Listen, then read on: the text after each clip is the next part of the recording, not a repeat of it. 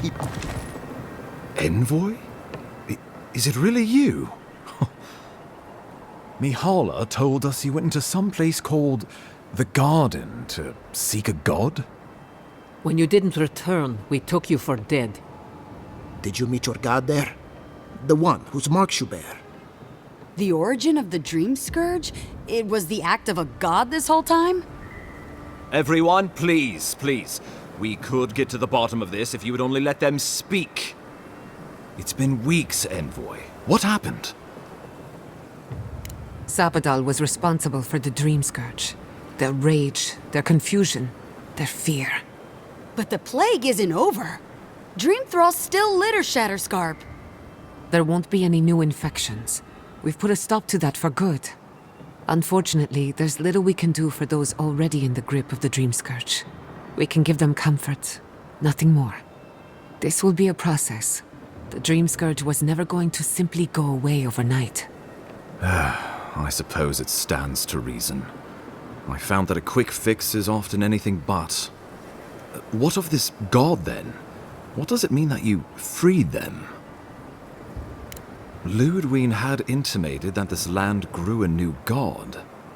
But how can that be? The gods are the gods. They are the foundation upon which our world is built. You can no more build a new god than you can create a new world. The very notion is preposterous.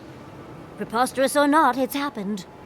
The Godless yearned to build something new, and over hundreds of years, they did. A god. I suspect this god of theirs, Sapadal, was created from Echidan souls. Wodika no doubt saw Sapadal as a threat to her authority, so she killed the Godless and imprisoned their god. I assume it is this god we have to thank for the roots tearing apart Paradis? They erupted from the earth the moment those bastards stood up their first siege tower. We were no stranger to them in Fior Mesiverno. They harrowed our fields, tore our homes in half. We saw similar destruction at Nakuku Bell. If these roots and the Dream Scourge are the work of a god, and the gods thought it best to imprison this god, how could you let such a creature go free? Alas, I found that rarely stops others from having opinions on what you've done. First he still Garot, now a rogue god. Is there no place safe from turmoil in all the living lands?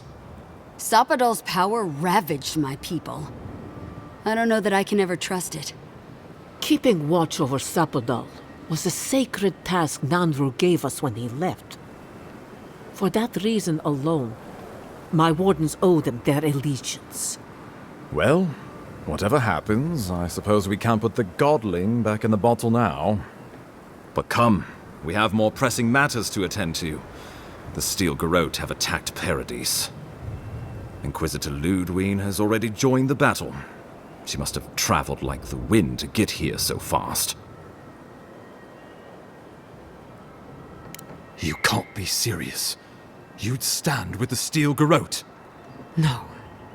Don't tell me you're bending the knee to the ones who burned my city. Don't do this. I followed you to the ends of this world. We all did. But I won't follow you here. No. If you do this, you better say goodbye, Envoy. I won't help you sell out my home to that Korba. I thought you were smarter than this, Envoy. The wardens would sooner die than kneel before the Steel Garrote. The living lands will not suffer a zealot's rule, and Thirdborn has cannons enough to prove it. My people's heads would be first on the chopping block. Envoy, I implore you, think this through. No one will stand with you if you do this thing. What in Remagon's eight blasted hells are you thinking?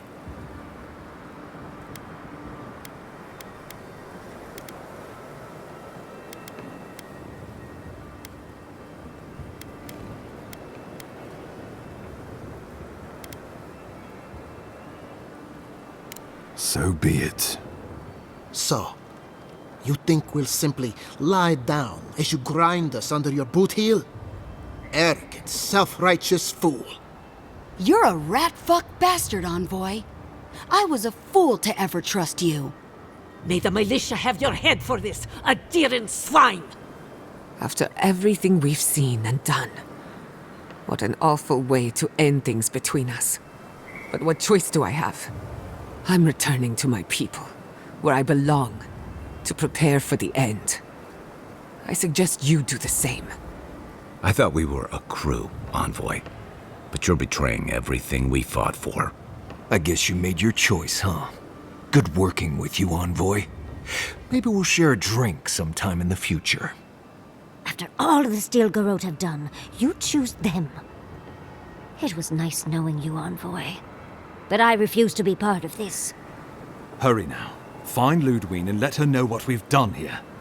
Be clever, be swift, for I fear your life is forfeit. And be well.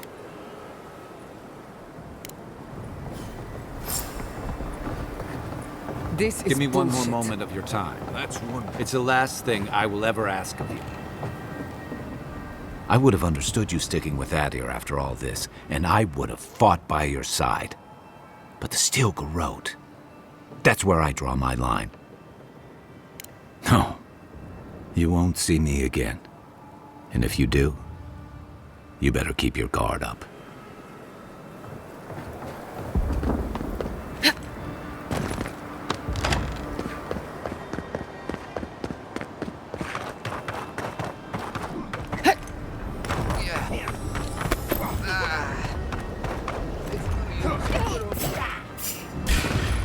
Hold it! Here they come!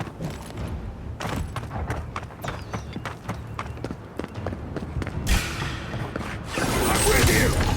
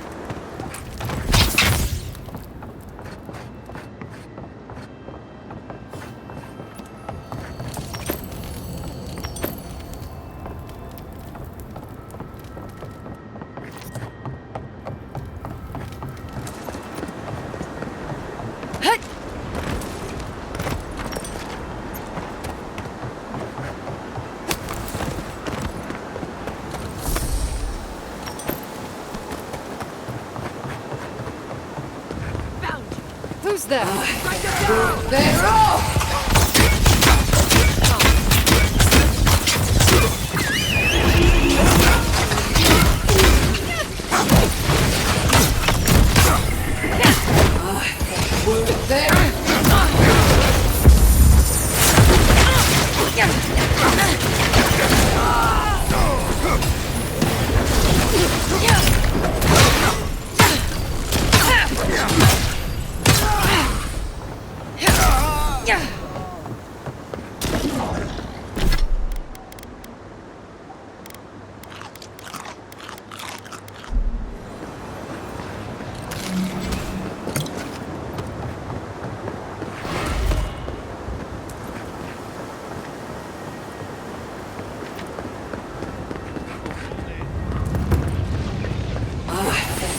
They're off!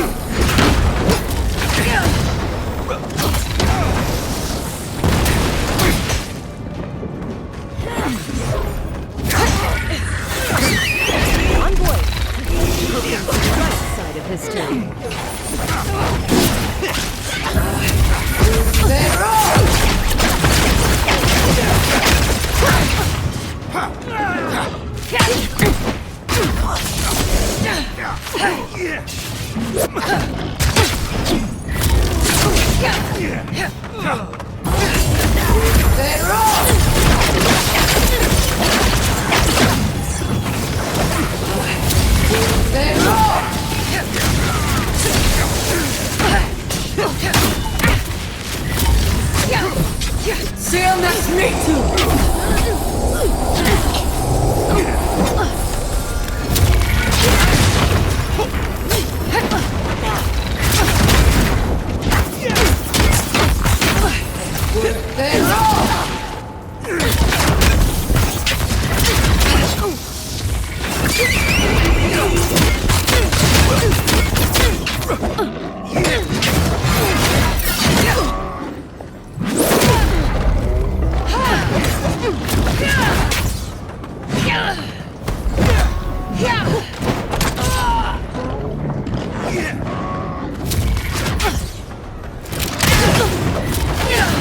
See him, that's me! See him, that's me!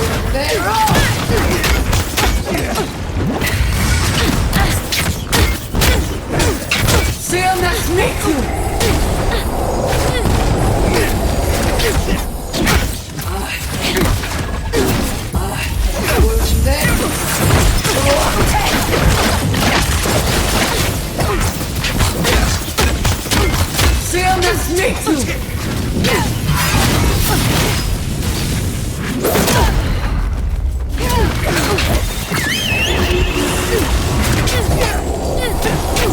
too!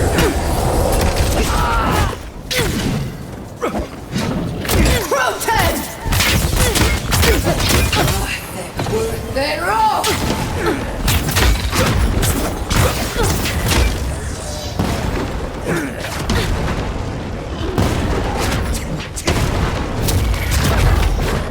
See him, that's me too!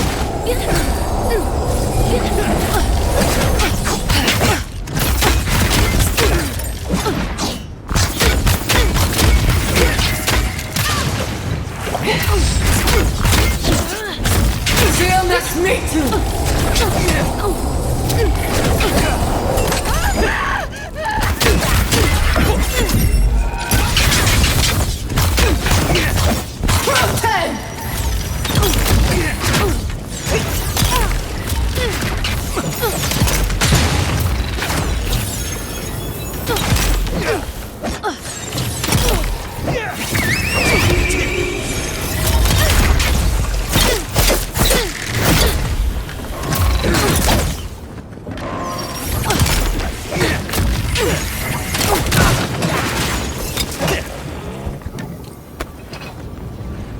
May Wodeker take you.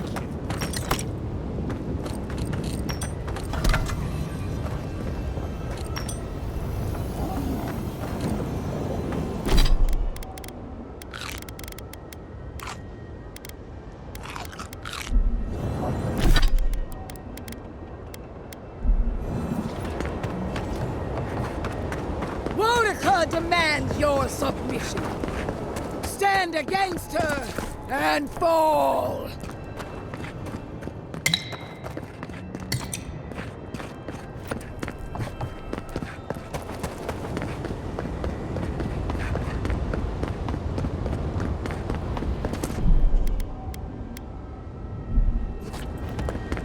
There you are! So, you survived the garden, and now you face me alone. What happened to your loyal companions? The turquoise giant, the sad hunter, the orphan heretic, the irreverent speck of dust. Don't tell me they abandoned you. Exactly as it should be. Is it true, Envoy? Has the Burned Queen touched your soul at last? Have you come to join her army? Excellent. Pledge yourself to the Steel Garrote, and you'll have the strongest fighting force in all of Aora at your beck and call. But I wonder, how serious is your commitment? I'll be the judge of that. Before I accept you into the Steel Garrote, I require a gesture of fealty. A sacrifice. Renounce Sapidal. Disavow yourself of your corrupted essence. Only then when your soul is ready, may you kneel before me.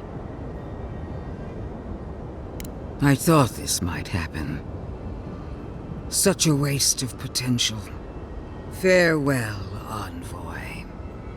Once I'm done killing you, your god of flame!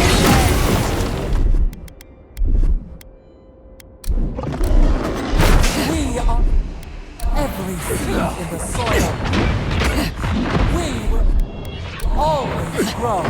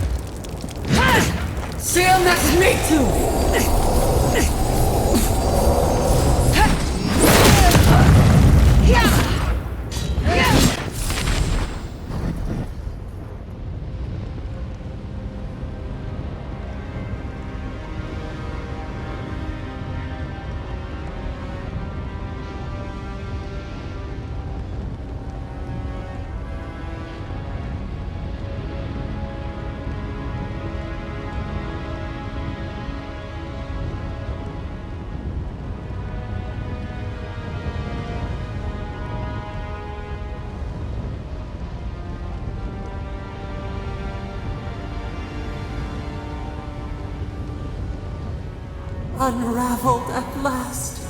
We no longer feel her wire against our flesh. We are free always. We are free forever. Silence falls over Paradis, as though the city is holding its breath. Then you hear it, the ringing of a distant bell, the waving of banners, and cheers of victory. After a short and bloody conflict, the dust has finally begun to settle. You feel Sapadal close to your thoughts, stirring with interest. The god of the living lands is observing this moment, unfettered by confusion or fear. For the first time in centuries, they understand. The Adiran forces assemble around you, ready to accept new orders. Whatever happens next, their loyalty is yours. You take a moment to reflect on the calm. Not so long ago, you arrived at these shores on a simple errand, which turned out to be anything but simple. The Dream Scourge is over, and the island has been cleansed of plague. A time of healing and mourning follows. People look to you for answers about the source of the affliction. You tell them the truth, how the plague came from a power beyond mortal understanding, and how it is finally at peace. The Living Lands is now a colony of the Adiran Empire, and you are its king. The Ascendant Steel Garrote demand that you rule them with a strangling fist, and you oblige them. Under your leadership, all worship of the gods is outlawed, save for worship of Wodaka. You replace the settlement's leaders with loyal captains from the Steel Garrote, and your followers work tirelessly to tame the frontier. Though you promise them an age of order and discipline is just over the horizon, peace forever feels just out of reach. You find yourself looking over your shoulder. You wait for a knife in the back. The rebels of Paradis are not so fortunate. Over the years, more of their hidden sanctuaries are rooted out by the Emperor's soldiers, until they have nowhere left to run. They flee, or perish. The rebels of Paradis are not so fortunate. Over the years, more of their hidden sanctuaries are rooted out by the Steel Garrote, until they have nowhere left to run. They flee, or perish. The refugees of Emerald Stair find a cold welcome in the city of Paradis. Animancy is frowned upon, but their knowledge of agriculture is highly valued. The first bountiful harvest improves relations. The ashes of Fior Messiverno continue to smolder. Scavengers avoid the ruins, fearful of spirits unleashed by animancy gone awry. The once promising city is nothing but a cautionary tale. The older Thirdborners who remember Rawatai know that life under an empire is cyclical. In time, Adir's might will fade. But the younger kith of the settlement remember what Thirdborn used to be, while having lost so many to an archmage's spell, and straining under the yoke of an empire. Despite the line of Adiran ships bearing fine goods, their rage is a powder keg that sits and waits. For a brief but hopeful moment, Solace Keep opens the fortress doors to the new rulers of the Living Lands, allowing Adirans to come and go as they please. But the peace does not hold. Lacking patience for the Empire's unyielding demands, Mihala shuts the doors once again, issuing a warning. Those who trespass in Solace Keep will not leave alive.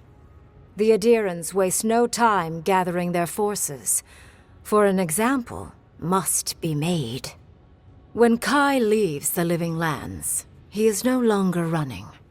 For the first time in many years, he can face the future. He returns to Rawatai, committed to peace for his people, those he left in Rawatai, as well as those he found in the Living Lands. He joins the Ronganui's council, counterbalancing powerful voices of isolationism and hawkishness. It is a long and difficult battle, and he is happy to fight it. With his travels alongside the envoy complete, Marius is left directionless once again. Rather than disappearing into his cups, however, Marius leans on his time among his companions to give him the strength to re-enter society and find comfort in civilization. he establishes a route between Paradis and Thirdborn, guiding travelers between the two in return for money and supplies. And while he has a reputation for being aloof, he joins the campfires from time to time, sharing stories of his time with the envoy that most travelers believe are completely made up. Giada learned much in your time together. How to stand up to authority, how to face the unknown, and how to move on from the past. But her family's unfinished work weighs heavily on her soul. Her inheritance is the burden of achieving the impossible. Such is the life of an animancer. At least now she has the right tools for the job, and new friends to help her through hard times. No longer under the threat of imminent death, Yardsley returns to the Animancers. Reunited with her beloved Quilici, she helps him and the Animancers as they put their lives together after the attack on Fior Messiverno. Eventually, she even has something nice to say to Vidaro. As the days pass in contentment and relative peace, Yardsley is struck by the persistent feeling that something is missing. Though she still devotes herself to her studies of both the arcane and the godless, the restlessness never goes away. Freed from torment for the first time in centuries, Sapadal turns their prodigious curiosity to the people that shaped them. They observe the ways their people live, and they think deeply about what they see. Though they flinch away from moments of violence, and they grieve souls returned to them too soon, the rage that once shook cities to rubble no longer rules them. Instead, they come to you with questions. They want to understand. After a time, they begin tentatively to garden. Where they can, they improve the lives of Kith, and the suffering that troubled them is reduced, if never fully eradicated. Their grief compels them to love, and they love unreservedly, with the power of a god. Sapadal has questions about what happens tomorrow, and the day after. You do your best to keep them calm, until the voice in your head is little more than a polite whisper. After everything you've been through, you don't mind the company. An eerie quiet pulls you out of reverie. Your enemies are vanquished, and you alone stand triumphant. You take a moment to catch your breath and savor it, because everything is about to change.